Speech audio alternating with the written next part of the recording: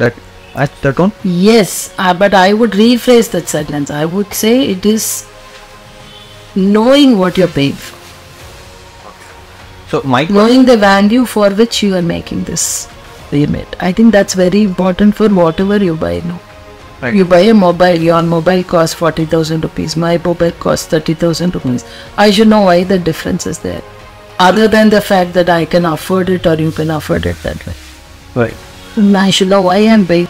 Does deglamourizing fashion mean that there is no segregation between brands? Nitty-gritties of something. When you open a computer, you look at the motherboard, you look at the wiring, you look at all that stuff. That's what makes your computer look very interesting when you turn it on, right? So the GUI is what you see when you speak about fashion. Most of the people are thinking catwalk and dressing yourself up and makeup and hairstyle and heels and belts and handbags, and this is what we speak about, we think about when we think of fashion. When I'm saying deglamourizing fashion, I'm looking at the nitty-gritties of what is it that makes fashion, which is, I think, it is very particular because we are running fashion down to the ground and people are willing to pay cheaper and cheaper amounts to get what they want, because it's like having a quickie. It's 600 bucks, I can get it, why will I not buy it? 100 rupees if I can get a t-shirt, why will I not take it? It's actually, we are disrespecting the process by which it is done. I don't want to use harsh words, but we are actually prostituting the process by which the product is done. There are 2 points. One is that capitalism does entail the fact that everything becomes democratized at some certain level. That is, it finds a place where it's like sustainable both for the person who's making it and for the person who's buying it. So that's the place where we have to reach. Absolutely. I'm not saying you praise the manufacturer in the name of, the one who's making the goods. I'm not saying you build a temple for them. Right. So that's the stone I'm setting here. Now the question where what I'm coming for is that as a Gen Z consumer, and as you brought up a brand that is involved into making such stuff like fast fashion basically, as a consumer of that, now if we look at buying the same shirt, maybe of a premium material of a much more better brand for let's say 3,000 bucks, we'll probably have to procrastinate that buying for 6 months, 8 months, because we need to get money from our parents, or we have to make that money, we have to save up. Fair enough.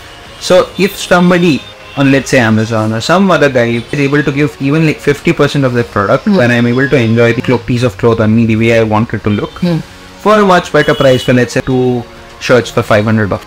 Isn't that fair for me, or would you suggest that you should have waited out for like 6-8 months and bought much more? I think that I think that is a privilege and an honor that a Gen Z person. I'm seeing you as a spokesperson for a Gen Z.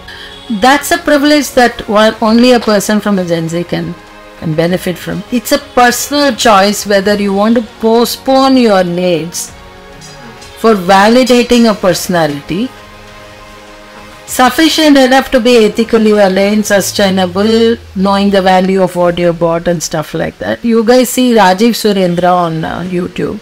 He's a very young person who's talking about how to live an ethical life, how to live a sustainable life, how to see value in the process of how things are made.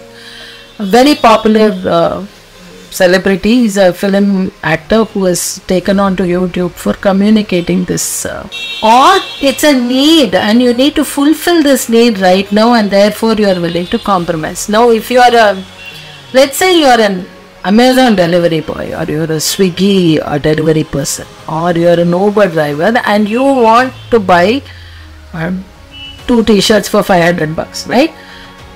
And you ask me the same question, I'll say, yeah, go for it.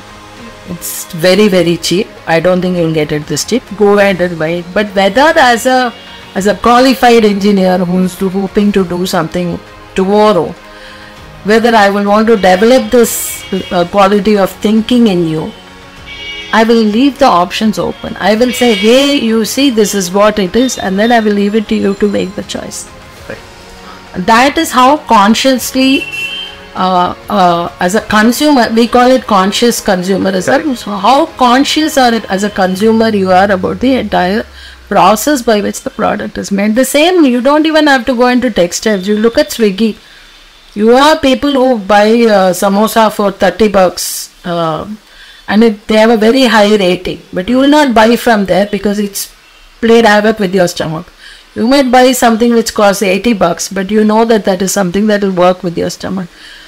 That is the difference. That discerning ability as to what it is that it is doing for you, if you're capable of knowing as a conscious consumer, that is our space of work. We are only influencing and opening up your mind to think whether you're aware of what all goes into making of your products. That's about it.